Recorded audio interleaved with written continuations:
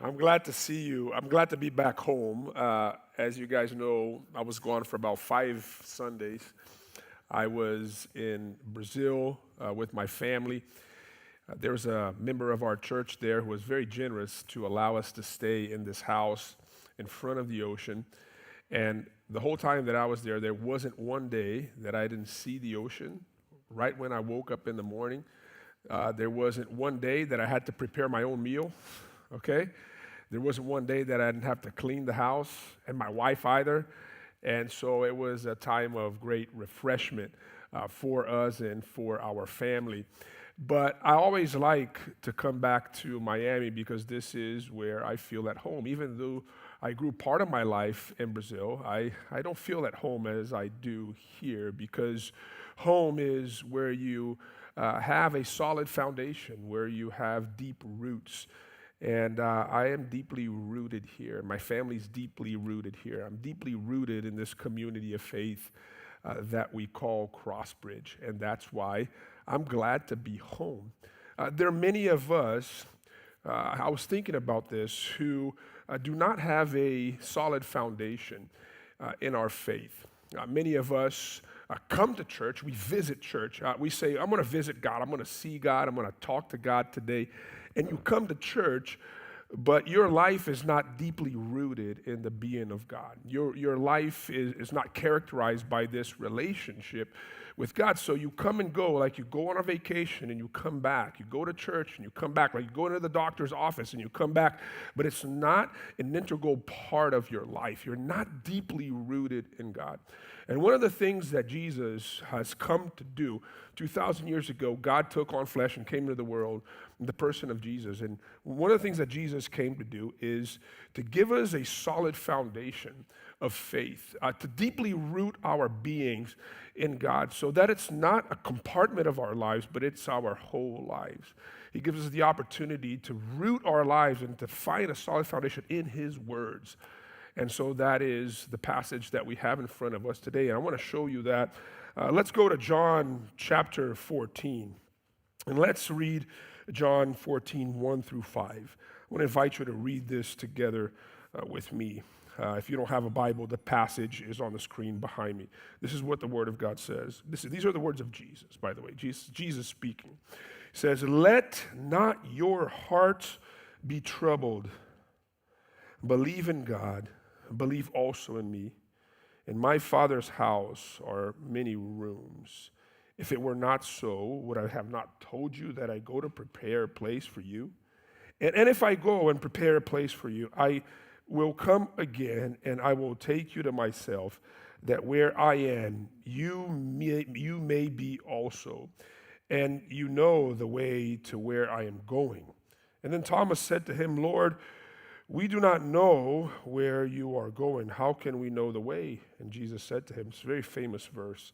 Jesus says, "I am the way and the truth and the life, and no one comes to the Father except through me." This is the word of Jesus himself. In these words that we have just read in chapter 14 of John, Jesus gives us a solid foundation by which we should build our whole lives. After all, our lives should be built on the words of Jesus. Jesus, at one point in Matthew 7, says this, that anyone who hears my word and practices my word, they are building their house on the rock. Jesus' words are to be foundational for us. And therefore, there are four elements to this foundation that we see here in the words that he speaks here. There are four words. Number one, there's a word of comfort. We're following the structure of the text. I want to go through the text very slowly with you so that you can notice everything that I'm trying to teach you here in the text. First, there's this word of comfort. Jesus says, "Let not your hearts be troubled." That's how he starts the passage. Why? Because Jesus knows that life is filled with troubles. And the disciples here, as Jesus speaks these words to them, are filled with trouble themselves. I want you to understand the context by which Jesus speaks these words. If you were to go a chapter before this chapter that we've read, chapter 13 of John, in that chapter you will read about the account of Jesus' celebration of the Passover meal with his disciples. It's what we know as the Last Supper. The Last Supper is depicted here in chapter 13 of John, not like the one you saw in the Olympics. By the way, what was that? It's here in chapter 13 of John. And this meal is supposed to be a celebratory meal for the Jewish people. And Jesus was Jewish, and so were his disciples, and they were celebrating the Passover. But this Passover was very different. It was not celebratory in nature. It was a dark and somber meal because the talk around the table that Jesus led was a very dark conversation. Jesus talked about death. Jesus there talked about betrayal. And the disciples were worried because they were like, man, this is supposed to be a celebratory meal.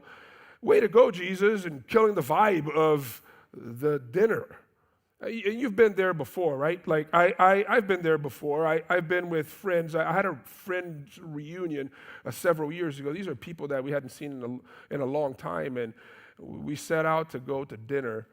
And we're there having a great time. We're sharing our lives, telling our stories, what happened since the last time we saw each other. And this guy starts to talk about politics.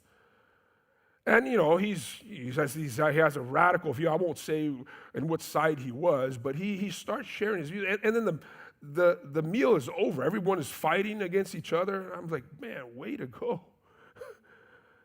Way to blow up this whole thing. It was pleasant until you brought this into the conversation. And the disciples are probably having the same sentiment. What's happening? What's going on? Now, chapter 14, Bible commentators will tell you, is the content of the conversation continued. It's part of the discourse. So Jesus talking about death, Jesus talking about betrayal. He's explaining to them why he washed their feet before they sat at the table. And then Jesus senses that the mood is somber, and he breaks the conversation, and he takes it to another place by saying to them, let not your hearts be troubled. And I was thinking about these words of Jesus because in the last few days while I was gone, I was deeply meditating on these words. Let not your hearts be troubled. I needed these words because life is filled with troubles. Even though you are on a vacation in an amazing place, you're thinking about the problems back home. I was thinking about the problems back home. And this word came to me. Let not your hearts be troubled. I was thinking about life as a short blanket. You know, Josh was sharing here that youth camp this weekend, there was an infestation of killer mosquitoes that almost took some of your kids home with them. And I remember going to a camp such as this in South America. It was a youth camp. And I get there, and there's an infestation of mosquitoes. And probably the infrastructure there is worse than the ones that your kids have right now because there was no ACs, the windows were open. I mean, there was no hope there. And when I started to unpack my suitcase, I pulled out my blanket, and I noticed that my mom sent me a blanket from when I was 5 years old. And so I had no shield. And all throughout the night, when I covered my head, I uncovered my feet, and the mosquitoes went attacking my feet. I was like, oh my gosh. And then I covered my feet, and then it would attack my head and my neck and my chest. I have a picture of that, actually, of what it felt like to me. That's how life sort of is. You cover one area, then other areas are uncovered. It's never perfect. Have you noticed that? It may be perfect for about a week. Like, oh man, the universe is in complete order. All the stars have aligned. All the ducks are in a row, and then boom, something happened. Everything is going well, and then you feel a lump on your neck. You go to the doctor, and you don't like what you hear back. When the results come back to you, you're enjoying your life and your career, and then you show up to the office one day, and you're let go. Other areas of life may be great, your marriage may be good, but your kids are not doing so well. It's always like that, isn't it? And Jesus' words to his disciples are timeless words of encouragement for every single one of us here. In essence, what Jesus is saying to them and is saying to us today is, it's going to be okay. I know it seems dark. I know I'm putting some heavy things in front of you, but it's going to be okay. I don't know what type of trouble you brought in this room, where your mind is going right now, what preoccupations lay heavy in your heart. But Jesus is saying to you, as he's saying to me, as he said to the disciples that very day, I know you don't think it's going to be okay, but it will be okay. And the reason why Jesus can say it will be okay is because this word of encouragement is followed by a word of challenge. What is the next thing, or the very next thing that Jesus tells his disciples after he says to them, let not your hearts be troubled? He says, believe. Believe. Let not your hearts be troubled. Believe. You know, they'll tell you that fear provokes in us two reactions: fight or flight. When the troubles come our way, we feel genuinely afraid. What do? Fight or flight? Yet Jesus here gives us another option. He presents to us another option in form of a challenge. He says, when you're filled with fear, don't fight or flight. Have faith.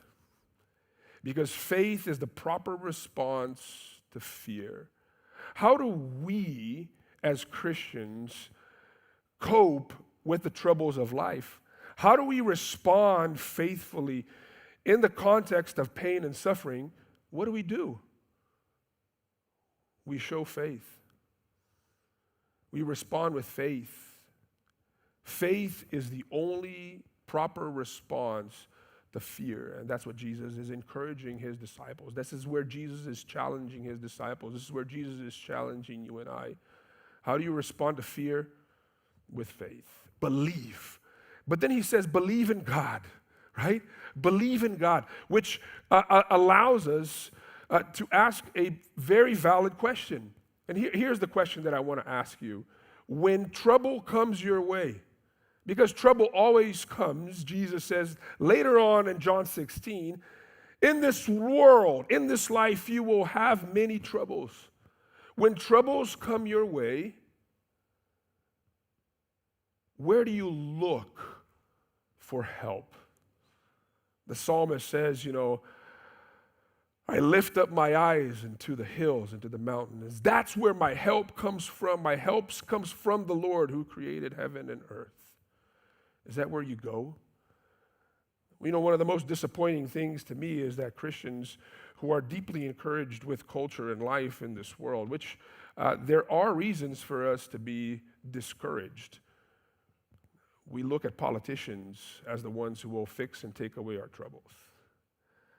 We look at psychologists as the ones who will take away our troubles. We look and cope with troubles with addictions, and that does nothing to our troubles. They remain there and they multiplicate. Where do you look? Do you look to God? How can anyone face troubles in life without God? It is a hopeless reality to go through issues and problems in life without God. You cannot. You were not made to. That's why Jesus says, don't let your hearts be troubled. Believe in God. Everything else in life is a crutch. God is solid ground. Everything else in life is shifting sand. God is solid rock. Life is a raging sea. Faith in God is the anchor. Where do you go in times of trouble? Do you fight fear with faith? Believe in God, Jesus says. But I love what he says right after that. He says, believe in God, believe also in me. It is not enough, according to Jesus, just to believe in God. What God? What God do you put your life's trust in? What God do you deposit your hopes in? What God? Jesus is saying, I am the face of God. In verse 9, if you continue to read here, Jesus says this, have you seen me? If you've seen me, you have seen the Father. If you have set your eyes on Jesus, you have seen the face of God. Jesus is God. Jesus is the face of God. Jesus is the one who reveals to us the character of God. Look, it's all tied in together. How can you, in moments of trouble, put your faith in God? Only by knowing what God is on the other side, the God that deserves your trust.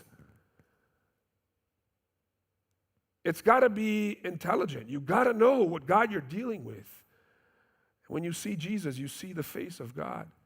Not only does this God here,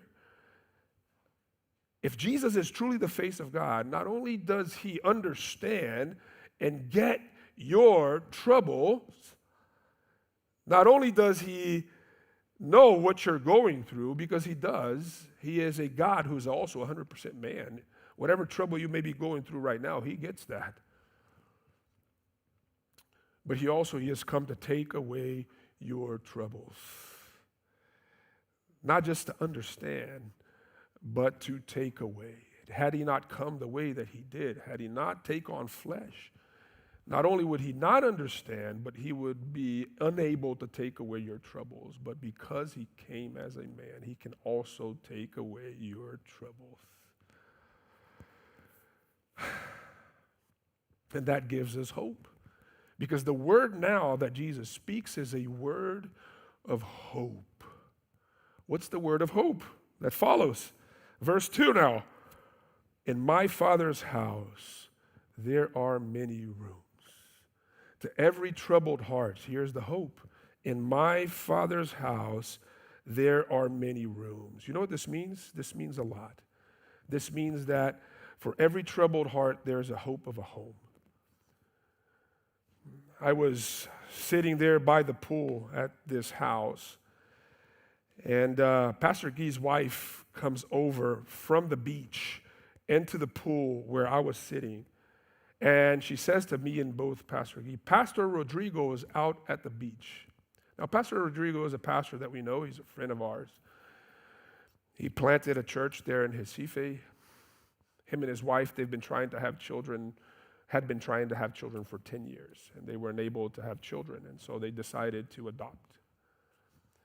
And they went through this adoption agency, and they found these siblings to adopt, and they went through the process, and on the day that they were taking the siblings home, the social worker looked at the two siblings that were being taken home and said, hey, go say goodbye to your brothers before you go. And he says, wait, there's two more?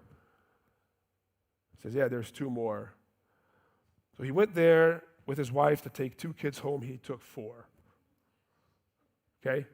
So he went from 0 to 4. And when he came and met us at the house, he had 4 kids under the age of 6 with him. And it had only been a week. And I asked him, said, hey man, how's it going? How are things? He looks at me and Guy and he says, it's chaos. They're all running around, 3 boys and a 2-year-old little girl. And he posted that picture, his family portrait on the Instagram, his new family portrait. And I took it, and I'm showing this to you. He can't really put the kids' faces. You would understand why. But that's his family now. And the most amazing thing is that these kids had only been with him for a week, and they're calling him dad and calling her mom. And they're playing with each other, and they're, Dad, I'm hungry. It's only been a week. And they were happy. They were jumping in the ocean, jumping in the pool, fighting with each other, 3 boys. And he said, it's chaos, but they're home. And that's a picture of the gospel. For every orphan, spiritually orphaned child in this room and in this world, the good news of Jesus is that he says, I have come to give you home. There's hope for home. There's hope for home. And in my Father's house that I'm going to prepare for you, there are many rooms. And you know what this means? That I love this.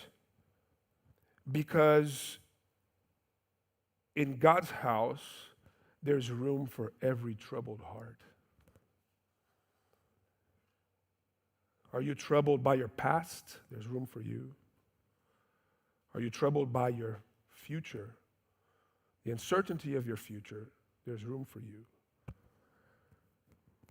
Are you troubled by disease? There's hope for you. Are you troubled by others? There's room for you. Are you troubled by shame? There's room for you. In his Father's house, there are many rooms. And you know what also that means? That there's provision for every trouble in this house. Do you need protection? There's protection there. Do you need nourishment?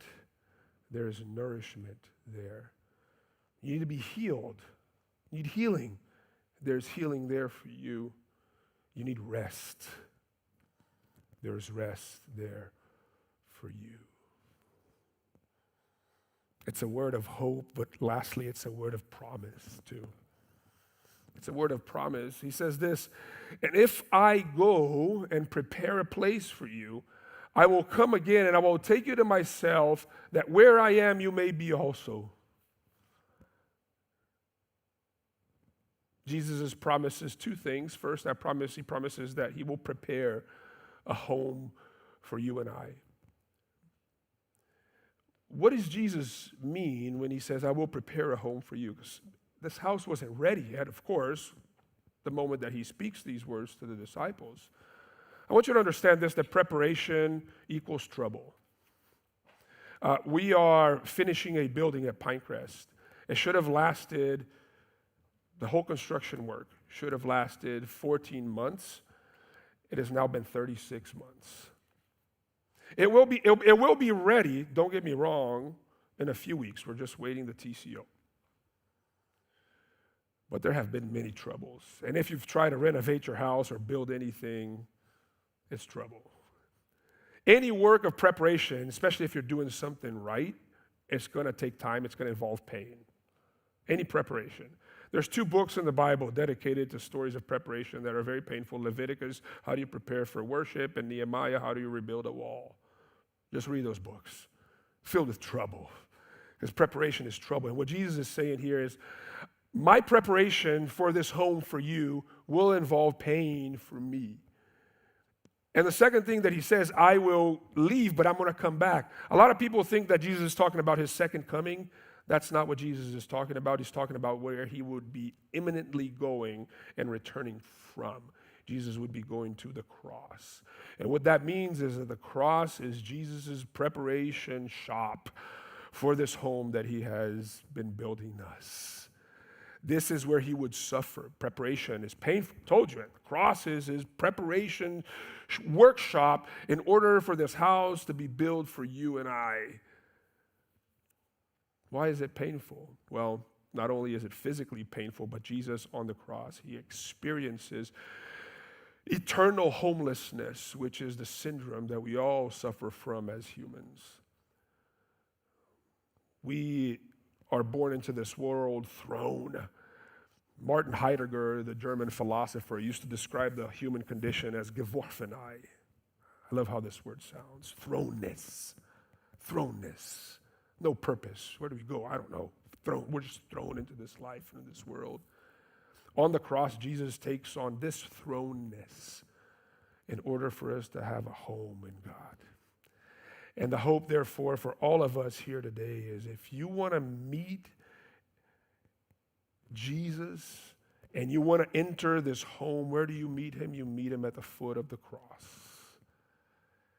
if you go to the cross and meet Jesus there, meaning if you take on your spiritual homelessness, if you take on your troubles and you bring it to the foot of the cross, Jesus promises to exchange all of that with a sweet embrace and the welcoming words, welcome home. And I know that that is true, and that's the case because a thief heard these words the last seconds before he died from Jesus. Today you will be with me in paradise. And if he could meet Jesus at the cross, so can you here today, regardless of where you come from. And my hope is that if you do, that you would speak the words that you find in the novel that C.S. Lewis wrote, The Chronicles of Narnia, in the last book, The Last Battle. When they're in the new Narnia, the unicorn summons the others and he says this, and may these be your words. I have come home at last. This is my real country. I belong here. This is the land I have been looking for all my life, though I never knew it until now. Let's pray.